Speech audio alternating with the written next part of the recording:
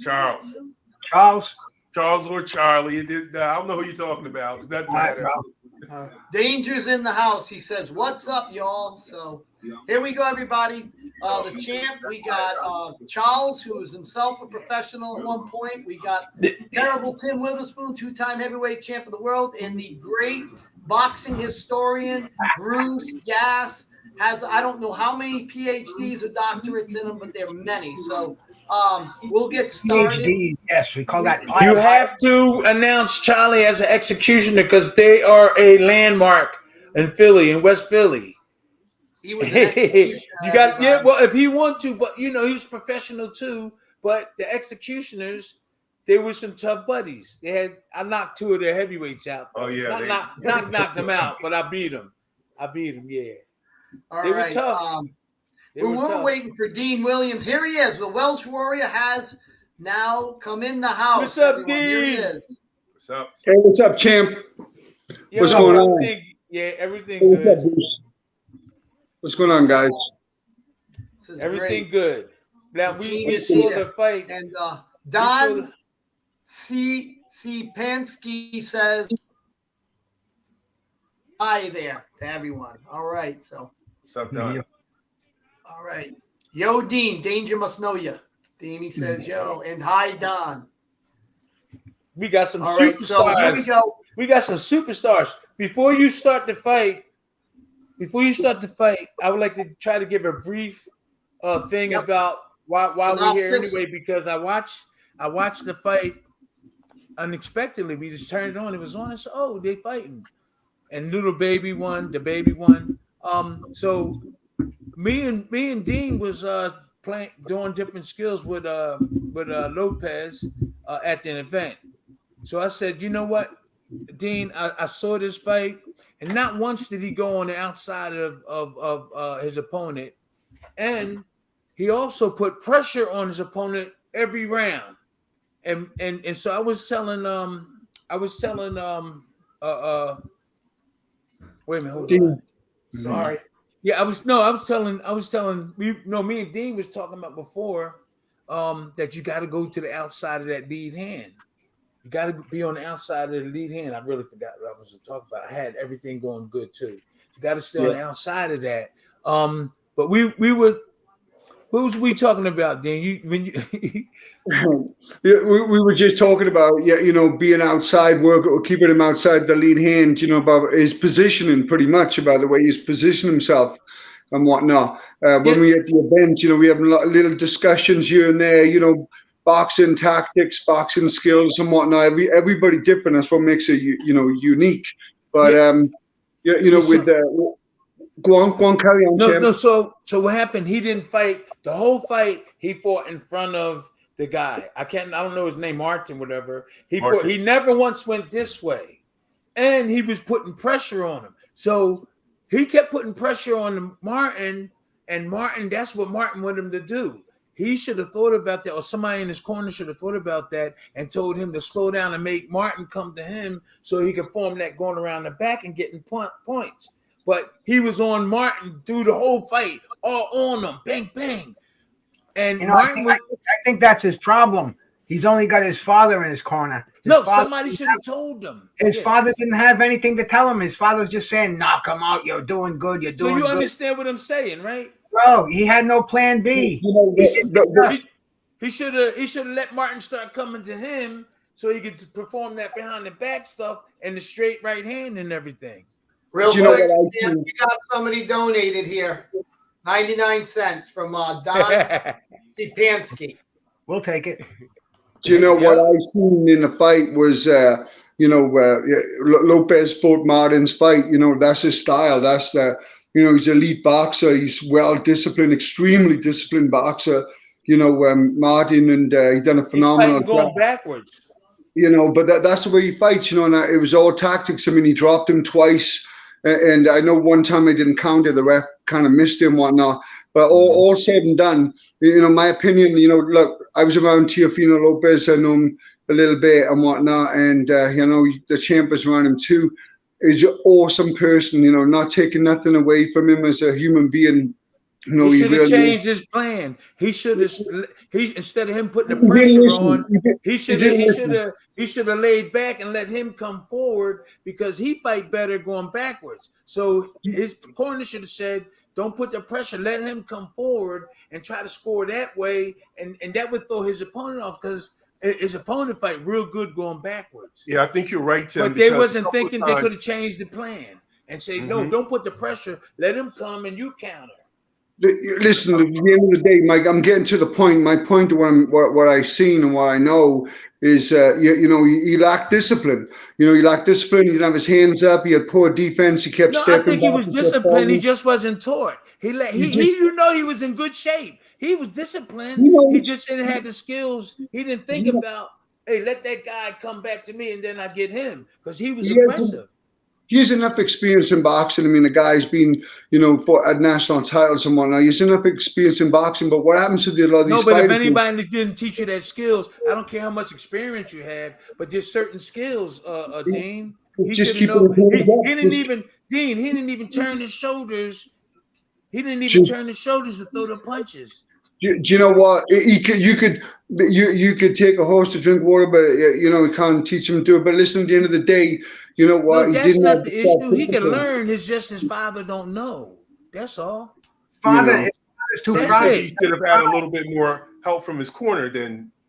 Well, he's gonna bring people into that corner. His father's the head trainer. His father's taking him as far as he can go. His father's, I don't know if he's too proud or too stupid. See, Dean, he can take a secondary role. He had Joey Gamache in his corner. What happened to Joey Gamache? He's not around anymore because he needs somebody who can tell him that's not working. He was complaining after the fight.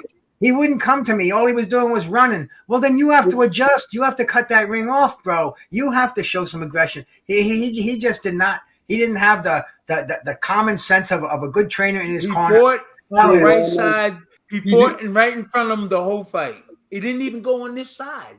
And he put pressure. Somebody should have told him, sucker him in. Instead of you going into him, that's the way his opponent was going to win. He would change that around with a counter right hand. And that was the first one I think that dropped him. It wasn't a hard that counter drop right either. hand that took him down to a knee. And he used his aggression against him in that way.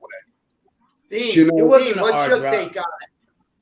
No, it wasn't a hard drop, but I'm saying it counted as a knockdown for that round. What's your take, Dean? At the end of the day, you can say he didn't have this, that, and the other. What he didn't have is the number one thing you need as a fighter is he didn't have his mind. He spends too much time on the internet. He's too much time on the Instagram. You know what? He needs some hardcore training, some boot camp training. I would take that phone away. He needs to focus. He thinks he's in a movie, man. He thinks it's, I could see him in the dressing room. He's playing to the cameras. He's not thinking about a fight. He's not thinking about nothing. He's lost the killer in him. The killer instinct is, I don't know where it is. But he lost that killer. But Dean, I understand what you're saying. But there's certain things there's certain that motivate every individual. Absolutely. That might motivate him. It needs to be re-inspired. It needs to be reinvented because it seems to me like he's losing interest. I don't think it's that bad. I think it's just his father not telling him that he had work on that side, or he could have changed his plan. That's all it was. He looked in good shape, Gene. He looked in good shape. He looked overtrained. He looked overtrained to me. He didn't look like it's okay. It's okay. He might have been, but I'm just saying the fact of the matter, he stayed in front of him. And he didn't have to use his options, and he kept chasing the guy. And when he should have changed his plan, his dad should have said, which you see he didn't do it. He should have said, lay back and let that guy come forward, and that's where he really would have capitalized. Let me ask won the fight. Let me ask you Katz a question. Yeah. Do you think that decision was fair? You know what? In my heart, that fight was a close fight. It was really close. It could have went either way. You can have your own decision. You got to pick a winner. Who won, Sandor Martin or Teofimo Lopez? Sandor Martin outboxed him to give him a boxing lesson, in my opinion. And there was no belt on the line. It was the crowd said it all. I mean, it's Madison Square Garden. This kid is like home turf. You know what I'm saying? He fights there all the time on this event. You know, on the Heisman Trophy event weekend. I mean, it's his show. And what they seen was, you know, the superstar that we all, you know, that we all know. Wasn't there because his mind wasn't there, and that's what. At the end of the day, he has the skills. I know he could do this, that, and the other better, but you know what? He didn't get this far just on this, that, and the other. He does have the tools, but if you don't have the mind and the mind's not functioning and it's not focused, and you got other things in your mind, and you know what? That's what I've seen. So you could be have the perfect fighter and have the hands up and everything, and or you know the great Philly shell, but it don't matter if your mind is somewhere else. And I seen it in the way he was approaching the fight, the way the press conference and everything about it. His dad used to really be speaking up a lot and whatnot, and his dad just like, you know, he's real quiet now, like, you know, just he just stepping back. And it seemed that, you know, Teo's taking charge of everybody, and he needs someone to take charge of him. And that's what I see, bottom line. He needs to be, you know, he's 25 years old. He's acting like, you know, he's 50 and he's been all over the world. Sorry, son, you ain't there yet. You know what? You got to work towards those things and whatnot. But what he needs is some hardcore, just take the phone away, stop all the Instagram posts and everything, knock it down and focus, you know. Yeah, I didn't see, I'm saying we cool, but I didn't really see all that. You might be keeping in touch on a little bit more than I am. I just yeah, there might be a little bit of that, but he's in terms of skills and his approach to the fight, he fought the wrong kind of fight, even though he was aggressive and everything. And a lot of the attitude outside the ring, I think, played a part too. But if he knew how to go on outside and do these other things, the fight would have been much easier. We wouldn't be here talking about this and that. I'm just telling you. Now that does play a part, is the personal stuff and all the other things that, you know, might be going on. He looked in shape. Maybe you've been fine. He looked in shape. It's just that the skills and the tactics. In shape don't matter. This wasn't in shape. This wasn't in shape. It's like you can still win if that's not right. I've done that before. You can still win. Yeah. You can still win if your head ain't right. But if you got, and the skills will bring you through. The skills will bring you through if you're in shape. If you're in shape. So I just think he needed to fight the purpose fight. I think you can get like all mixed up in a lot of shit and still win the fight. Now you've seen stuff. I just thought he was maybe a little bit off, but he was on. He was off a little bit. No, he was off the night before. He was off the night before when he made the interview on ESPN after the weigh-in, and he was talking about, you know what, I'm looking for other things outside of boxing. If I was training, that happens to all of us that become successful. We need help. We need a mentor to help us stay. We want to get to some of the video, but help us keep on the right. It's hard, man. You become champ. Everybody on, it's hard. And this is just a typical, he like everybody else. He's like everybody else. Maybe it's that, or maybe we overreacting. Maybe he had a little bit of problems, but he was throwing them punches good. But I think tactically, he could have done a little bit better, and maybe the outcome might not have us talking like this. I'm telling you, just them little things to the outside, and go slipping to the outside and letting him come to him. We probably wouldn't be talking like this. This kid don't know what he's doing. He was undisputed champ just a couple of fights back, and it's just been all spun around and whatnot. In my opinion, I would have liked seen him take the rematch with the Australian kid.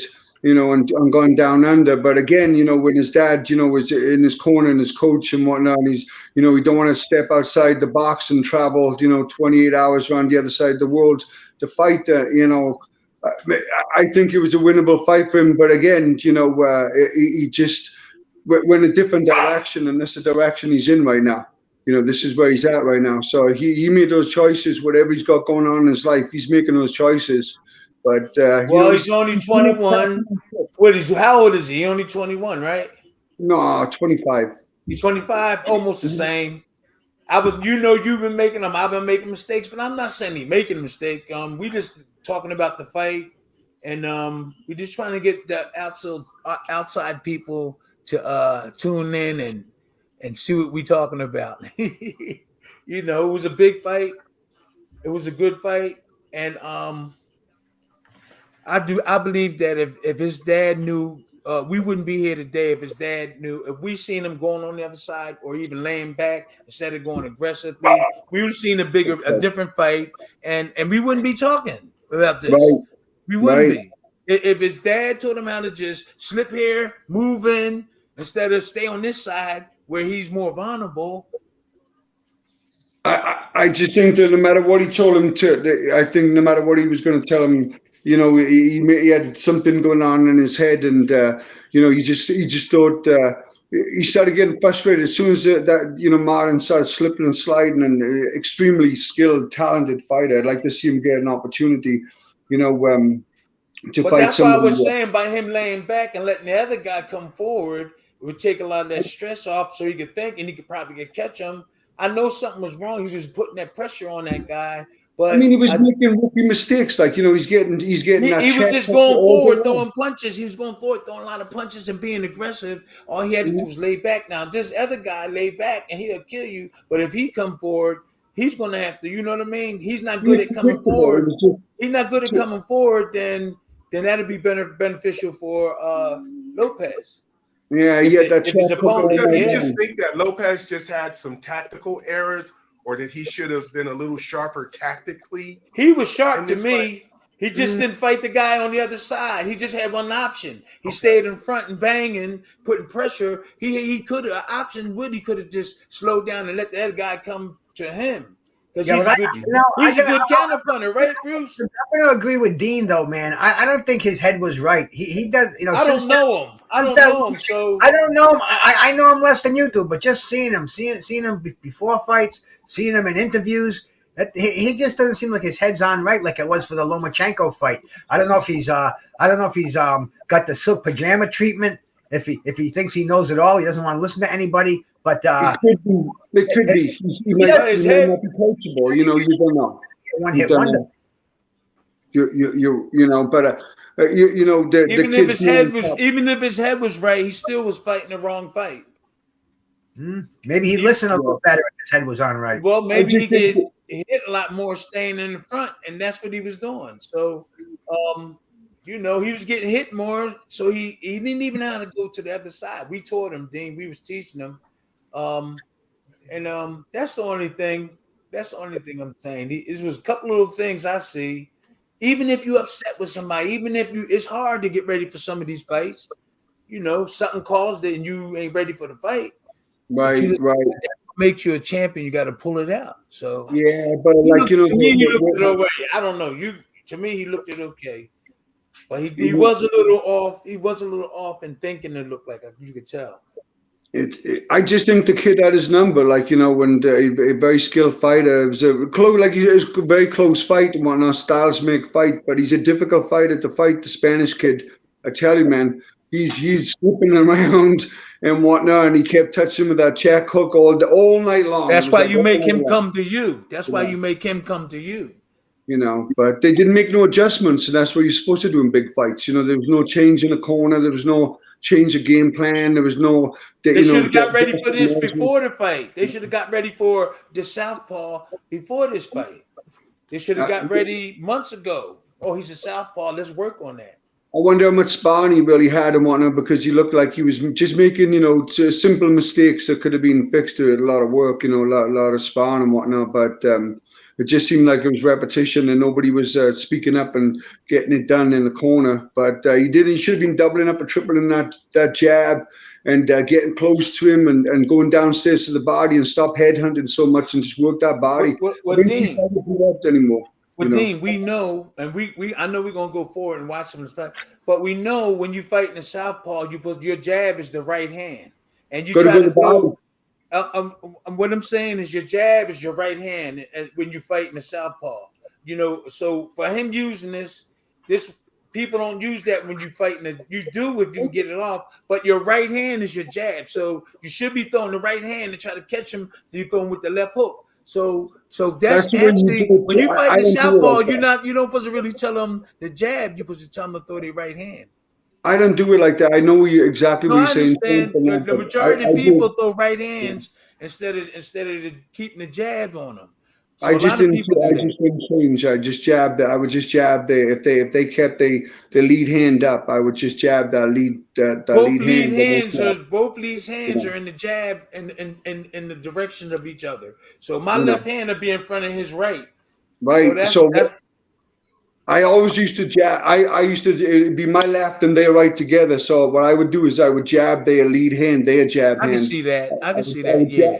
would jab their lead hand and then jab them in the face or jab them to the chest. But I wouldn't throw one jab. I would always throw, 2, 3 jabs. One jab ain't gonna get it done. He might counter you with a hook. So I would just double it up and just, be on him and go downstairs to the body and take away that angle upstairs and just focus on, having some chopped meat for dinner. That's right. But that right hand, what is that? That right hand, and everybody know it is the most accurate thing that you could try to hit the southpaw Against the with. southpaw, it You're is. just changing. You're changing, so you have like 30 fights and you're 30-0, and now you fight a southpaw and you beat everybody up in this particular way you fight. Now you're going to make adjustments. I mean, I just don't believe in that. But No, you should have been. No, you should have been fought southpaws before your 30th. Even in practice, even in amateurs. Oh. Yeah, everybody know that Dean, that the southpaw. I just don't make adjustments for them. I didn't have a problem with them. I never lost to one, but I didn't. I just would be me. I wouldn't change. Everybody know that the right hand is like your jab when you fight in the southpaw. I would just find that I could hit him more. I could hit a southpaw more with more. I like to go to the body. I could catch him with my right hand to the belly, flush. I'd shoot that right hand downstairs to solar plexus, and so I mean, I like to go to the body a lot. So yeah, I used to feel the angle I could get off on him, but that's just me, Oh, okay. What happened there? Okay. Okay, so this is all different ways. Do we got everybody? Yeah, it's all different ways. Brian's not on me for that. No, he's there. Yeah. So we was watching the fight, and we could look at it. I do believe if somebody would have told Lopez to lay back, he could have did a whole lot better than being aggressive. Now you could be aggressive at times. And the guy knows you can be aggressive, but lay back and let the guy come forward. I just didn't think he could outbox that kid. That's just I don't think if he tried and if he was taught to learn how, or if he was, if somebody showed him, he boxed real good. So it's not him. It's somebody in his corner to try to tell him, say, look, do this. Because he may not be thinking that. It might be a big fight and his mind just might be on going forward fighting. So your corner tell you, look, lay off that guy. Let him come to you. Different tactics. You know what I'm saying? With you. Yeah, different didn't make no changes. I agree with you 100%. You're right. So he kept fighting right there. He kept fighting there. The same. Yeah. The same. Didn't so change. He didn't go on that side and make that guy turn around. So we're Brian with the video. Are you ready, champ? Charlie, you have a few for southpaws, right? I was waiting for Charlie, you for southpaws. Yeah. And Bruce, you fought a southpaw once or twice, right? The fights I had in bars, we didn't know if they were southpaws, right-handed, left-handed. There, man, we were just making sure they didn't have a knife or a gun in there. You want some of this? It's yours. Oh, where you get this from? It's yours. Okay, guys, real quick, and then we all can now. And to me, real quick, in the beginning. Now we're going to see Lopez fight in front of him through the whole fight. So we ain't even got to see. He never went on the outside. So he's putting all that pressure on him to me, right? He putting all that pressure, and I think this is the way the other guy fights. He'll throw, but he'll back up. He's made to order. He was right down his alley. This is what he wanted to do.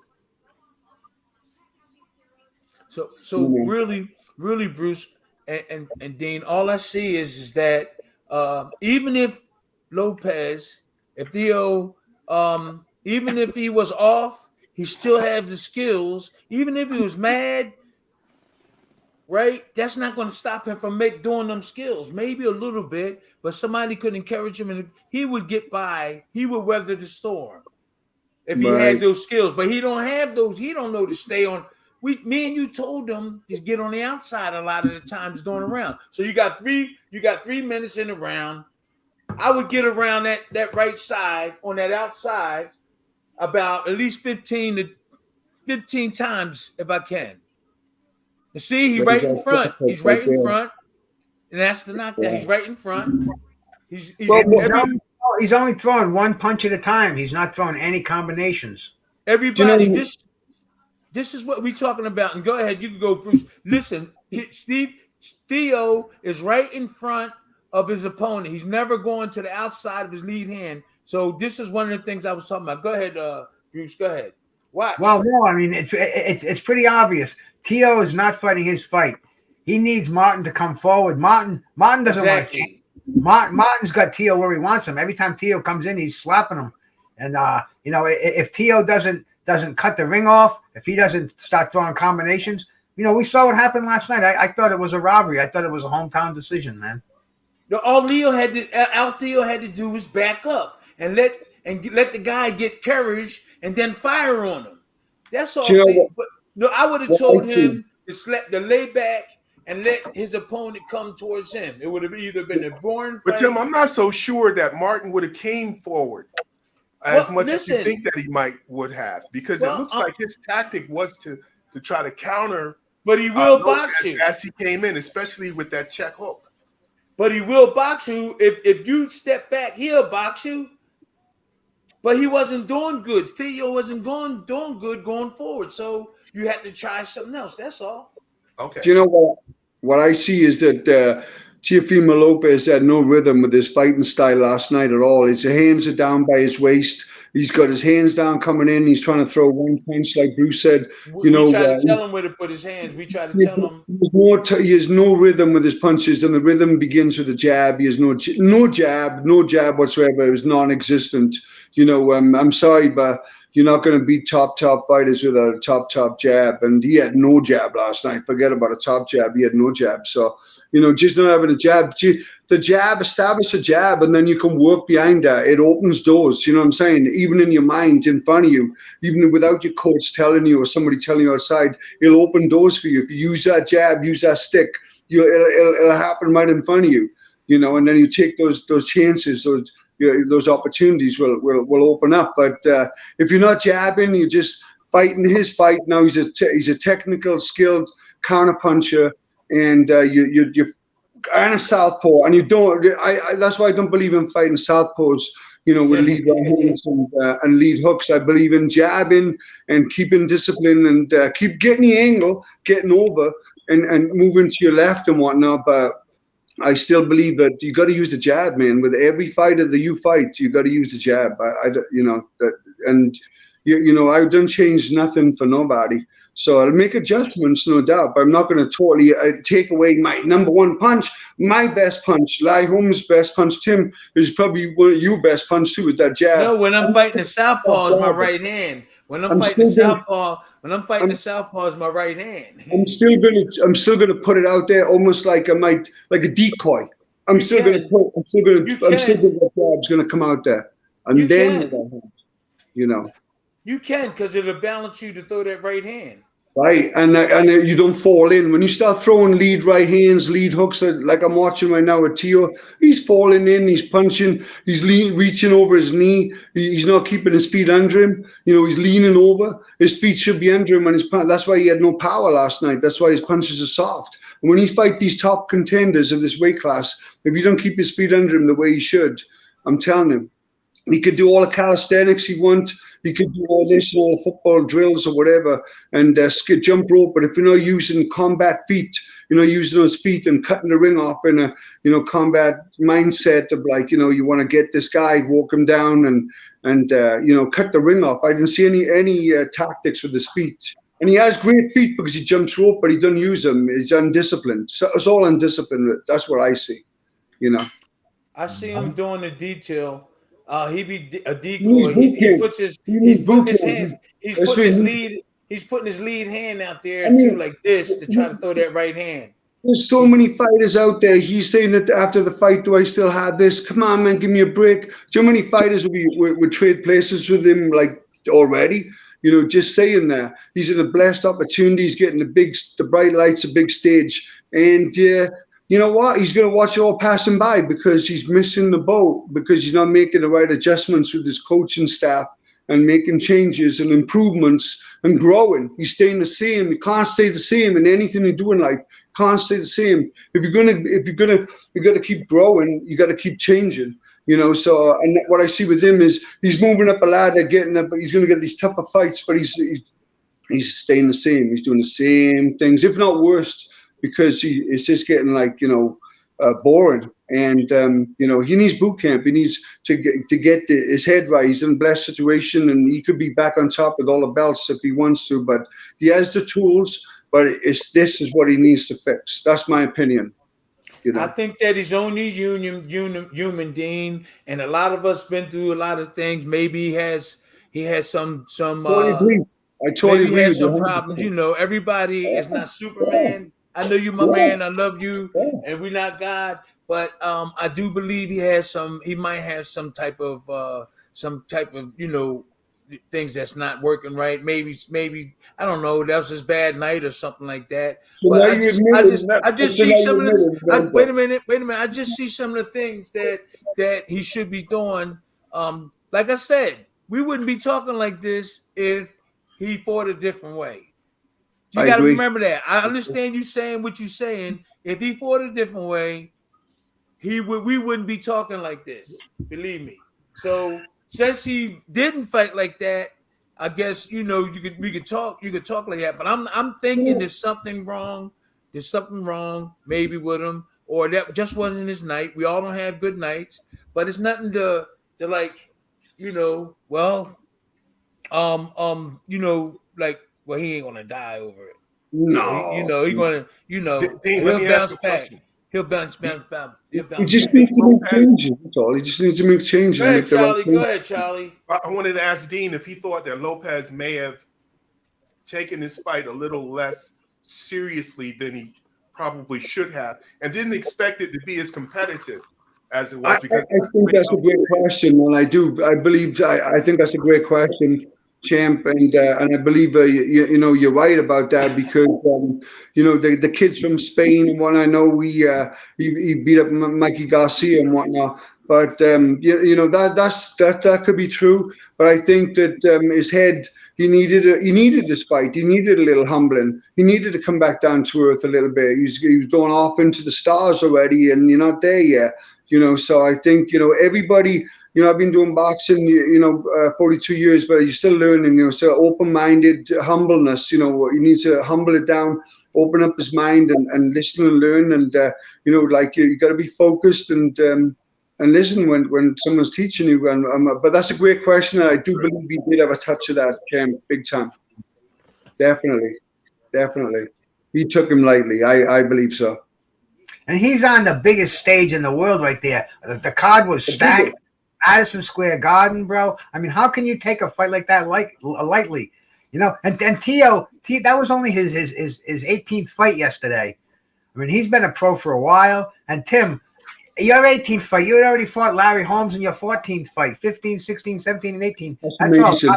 It's amazing. Yeah, and I think Yeah, my Teo 14th. he has to get humble. He has to realize he doesn't know it all. He's got a lot to learn. And he has to leave his father, look for a top trainer, get somebody. No, he can keep his dad if his dad not causing a problem. He might need him for support. Go ahead, Bruce. Well, bro, I just think he's limiting himself with his dad. Hey, who is his dad? Okay. What kind of a resume does his dad have? I mean, really, you know, this is an elite fighter. This is a guy who's one of the top 140-pound fighters in the world. He needs special skills. That's shock infested waters up there. I mean, you've got Taylor, you've got Prograis, you've You've got all kind of animals up there. He can't go up there with what he looked like last night because believe me, he's not going to get a belt around his waist again if he doesn't. Tim Bradley said he'll be dog meat. Tim Bradley said he'll be dog meat. You know, if he goes up and fights any of those top guys right now, he needs to humble it down. And I personally, if I was training a fighter, like if I was training him, I wouldn't want him to be, posting everything, every move you make, every step you take, and it's like too much. It's too much for the mind. You need to focus, go back to the old school ways. Like that's why Ali and Tim Witherspoon, right there, 2-time heavyweight champ, will go up to the Ali camp and they'd isolate and they get away from all that. But nowadays, these fighters, they're on the phone, they're in the camp. And they're a couple of days, I'll be off for the weigh-in coming up. It's too late. There's too much already in your mind. There's too much going in your mind that, our minds are not made to take all this information. So if you spend too much time on the phone, it's going to overload your brain. Like, it's just common sense. I agree that electronic technology can be a distraction for younger fighters. And the older fighters didn't have that to contend with because it didn't exist. And so some of these younger fighters, like you said, they have to should rely on their training, their teaching, their guidance from their corner and the people who are handling them. I think that's so true. Yeah, so it's like, who's got your back? Who's really got your back? Like, who wants the best for you? Who really wants the best for you when it comes down to it? It's a tough, to find this kind of stuff in boxing, the boxing business, we all know, and us who's been in it, it's cutthroat, it's a tough business and whatnot. So if you do find that coach or you do find someone that can teach you the skills and, has got your back too, is priceless because, everybody thinks it's something better. The grass is greener and they go and find out. But I think they don't know no better. That's all that is, Dean. They don't know no better. And I agree with that. That's more so like that, and the grass is green on the other side. I think it's more like they don't know no better. I think you're right. You're right. So everybody make mistakes when they're young. I did. You did. So do you want to analyze one of the rounds and talk about that?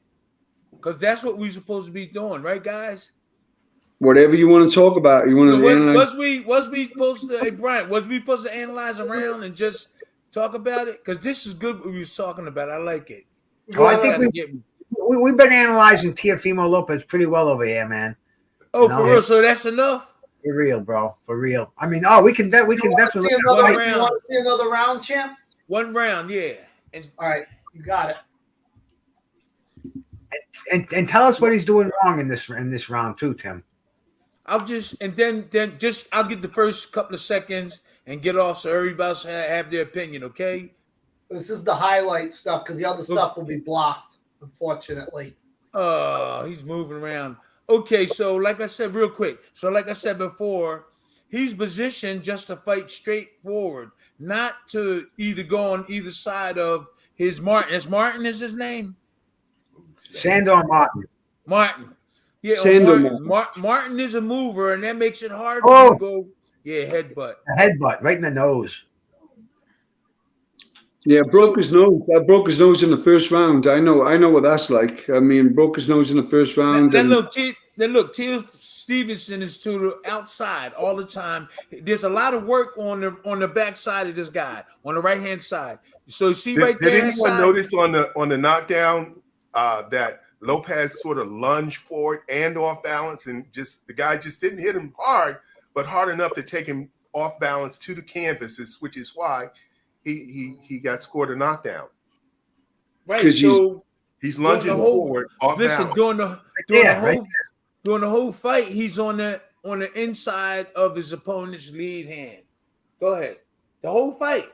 He did not go on this side.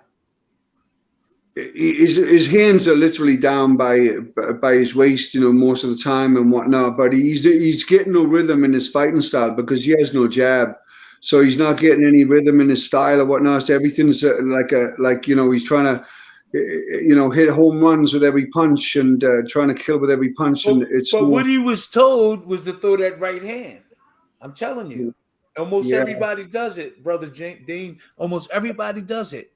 If you fight in the southpaw, that's the first thing they're telling everybody to throw. I know you're successful with that, but If you go around, that's what everybody's telling all their boxers to do. The southpaw to throw their left, to throw their left, and the right hander to throw his right.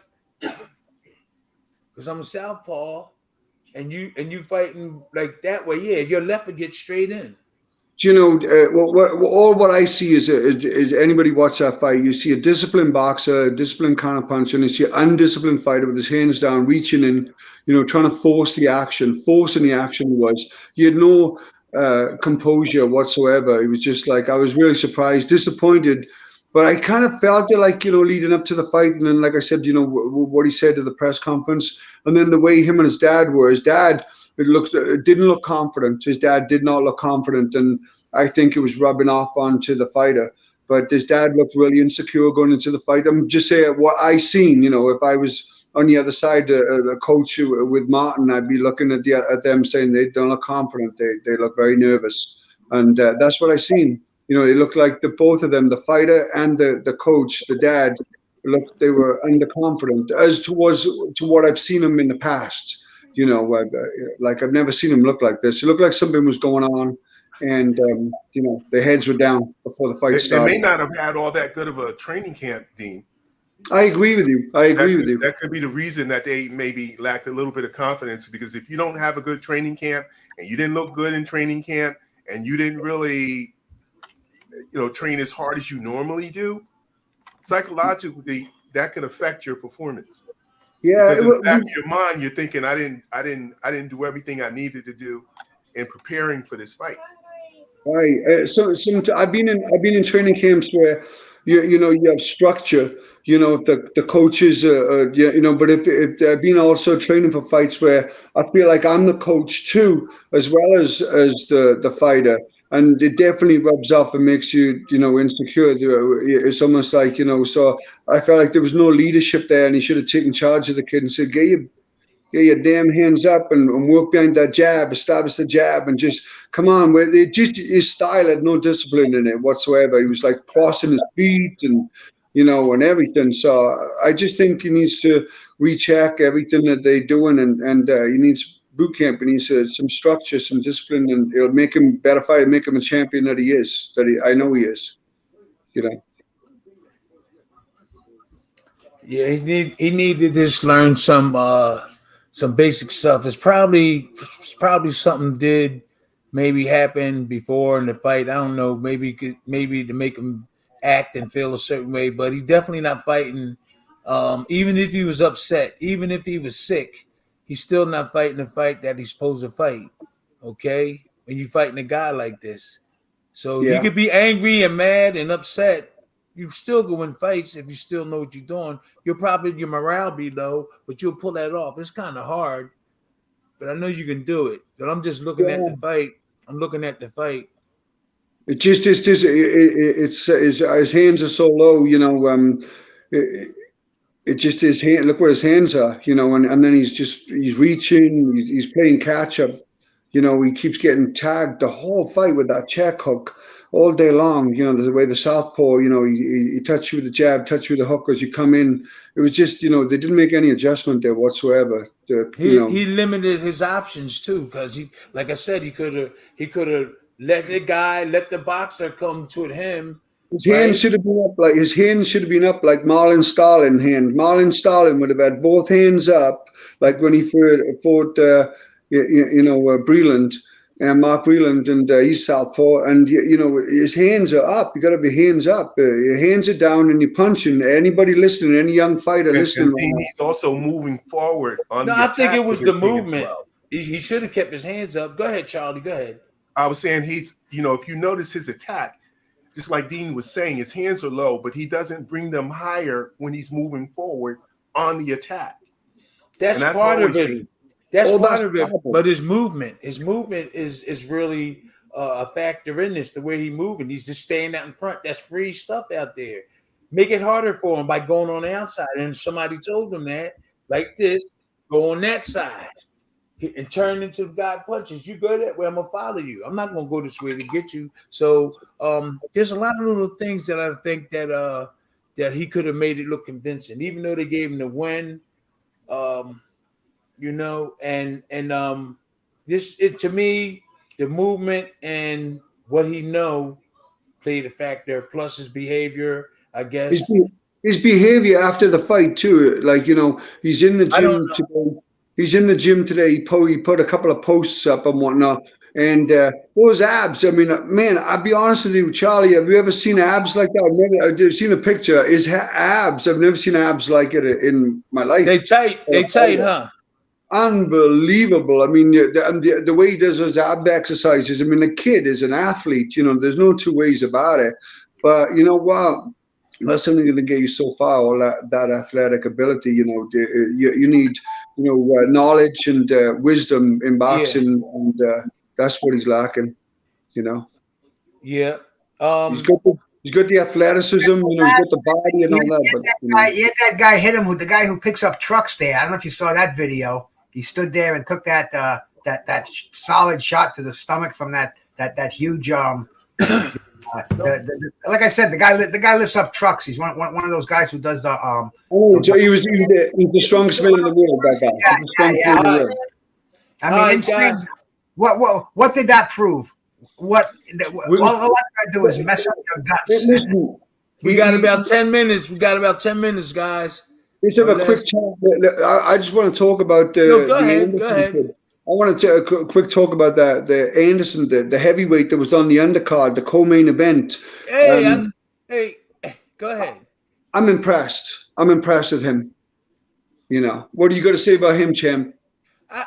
He's pretty good. He's strong. He's strong. I did see the youth in him, though. So the more he matures, the better he's going to get. Do you know what I liked about him though is that he had the killer instinct, and when you went at him, he stepped it up. He stepped it up his game, and he fought back. And that kid, Jerry Forrest is not a tomato can. Jerry Forrest is a hard punching, good fighter. I know he's hard, but Bruce, let me tell you something. He was catching baby. Baby gonna need to learn defense. I'm gonna tell you. Did you see that, Bruce? You see that fight? He got caught. Now, if that was a solid shot, he could have went down. If that was Wilder, the fight would have been over right there. The fight's over right there. Too many right hands. Think, Bruce? What do you think? You remember he got hit a couple of times with that southpaw that said boom. So where does Anderson go from here? Who's his next opponent? Step up. I keep stepping up. I think he keeps stepping up. How far should he step up? Should he like maybe somebody like Frank Sanchez, Effie Ajagba? Who? Frank Sanchez, Effie Ajagba, Daniel Dubois, maybe. I think he's ready for someone that might have been there already, like a former champ or something. That's on the end. That's coming, that's looking for redemption. I think I'd like to see him. Would be a great fight for him, man. That would be Dylan White. Go across the pond. Fight Dylan White. Get your feet wet in England. I don't know about Dylan White so fast. I'm just saying. I don't know about that. Maybe give him a tester first. Dylan White Dylan White is a murderer. He get caught on the shot though. He been getting hit with them uppercuts. Other than that, but baby, Dylan is a killer, man. I'm telling you. In that ring. This is what Bruce is talking about here with the taking the shots. I don't know if you guys saw this. This is it right here. I don't know how well you guys. That's the mountain man punching him in the gut. Punching who? Put it on full screen. You want to see me find it on YouTube? I can pull it up. I saw that. Long time. I mean, you talking about Lopez was getting hit in the stomach? Yeah, by the mountain. He let this Man Mountain character just wail away on him with one shot that would have knocked the wall down. But hey, that's what young guys do, man. I understand that. Yeah. Now, getting back to the heavyweights once again, who's Big Baby Anderson going to fight now? Should he fight somebody like if he beats, for instance, a Daniel Dubois, that gives him that WBA regular title. So that's when you have a strap. I don't care if it's a regular strap, an interim strap. That pretty much puts a bullseye on your back. That means you have to fight anybody to defend that title. So where does Big Baby go right now? Does he just go back into the pack and look for stepping stones, or does he start taking on, like you said, former champions, bigger names, maybe headline a card? Because I mean, he looked like he's the goods to me. He was getting hit a lot, but I mean, we can't deny he put away a seasoned pro in 2 rounds, which hasn't happened before for Jerry Forrest. Yeah, I learned a lot from the kid. There were, like, nice to see that killer instinct in the heavyweight division. The way he wanted to finish him. He really wanted to finish him. Like, he's definitely got that old school mentality of, like, I want to hurt you. I really want to hurt you mentality. And, it was exciting. I'm excited to see more of him fight big time. So we got about 6 minutes. It's fun being a navigator. No, but we got the Bruce, we got the navigating. He's telling me what to do. That's the producer and director, backstage man over there. Yeah. Every once in a while, he sticks his face on camera. We get to see his pretty little face. But I like this, and we all have our opinion on certain stuff, and we respect each other. That's what's good about our channel. And we got the executioner representing the amateur gym down there. Is the executioner still there, Charlie? Yeah, I'm still here. No, I said, is the executioner gym still there? I'm not really sure. I hadn't been down there in a while. It's been some time, especially since I moved. Moving on up like the good, what they call them, to the east side. Go ahead, Charlie. But yeah, it's interesting. Had a lot of good talent come through there. A lot of good talent. Yeah.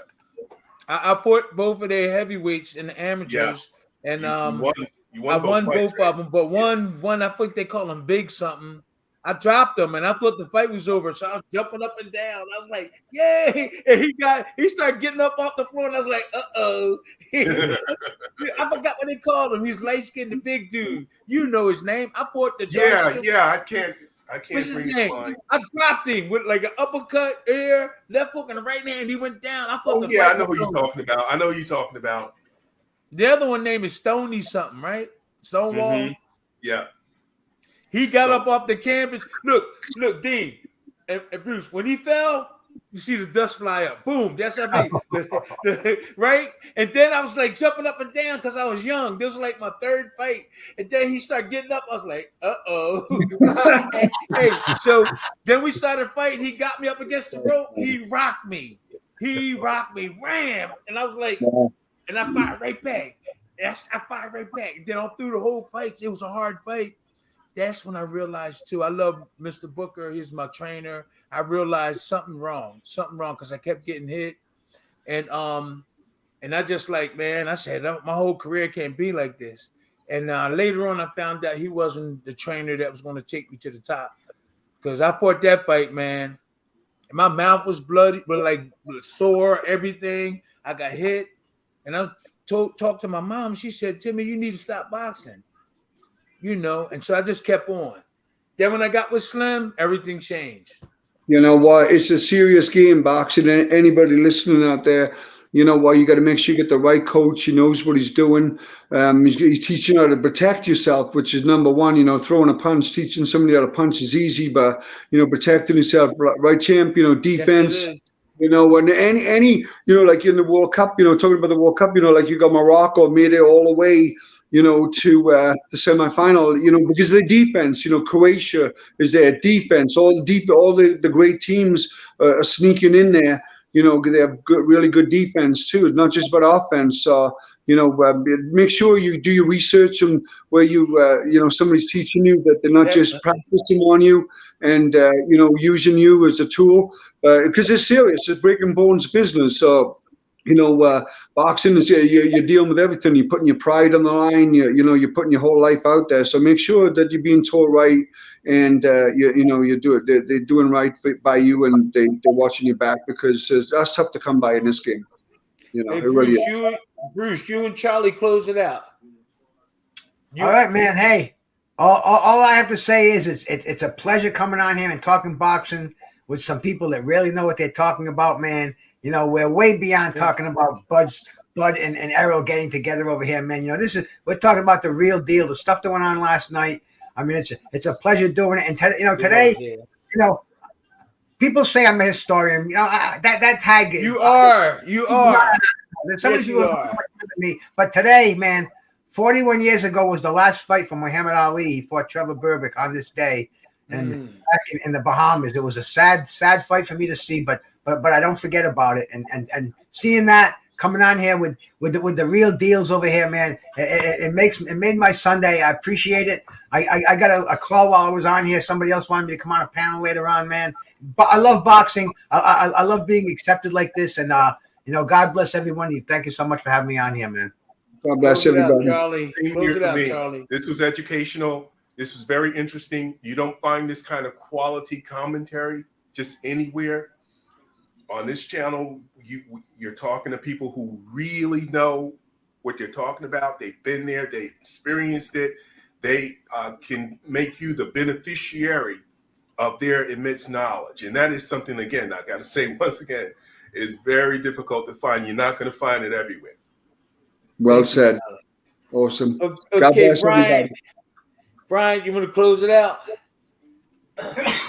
Yeah, not much to say. I don't know enough about boxing like you I guys. guess so. All them beers I'm a you probably kindergartner drunk. compared to you guys over here.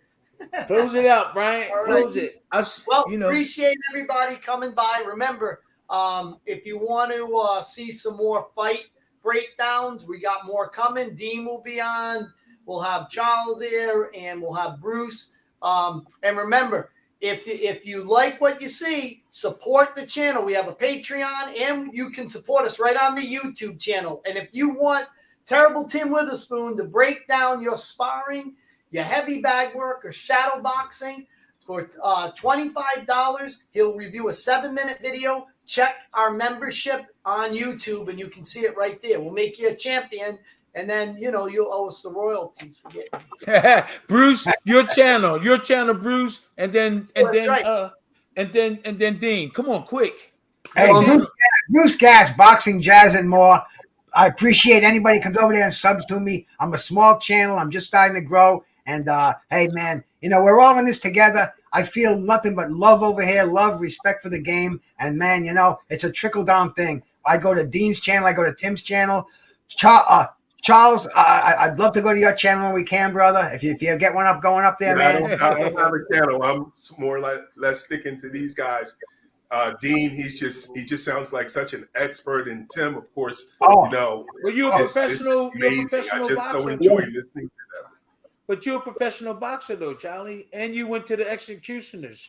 I mean, yeah. So you represent them. Yeah. So That's all impressive. right, we all finished. That's what's up. Yeah. So, all right, everybody. Oh, and I recorded this. So if you guys want a copy, I got the StreamYard. I broke down and got the membership. So I recorded it. It's in pristine condition if I send it to you. everybody check me My out. WhatsApp either, by the way. I shared this on my Facebook platform. I shared it on Twitter, and Likewise. and we just keep it going around because this is. Amen. God bless you Amen. guys. I'm gonna check out. All right. God bless you. All right. Later. Amen. God bless. Amen.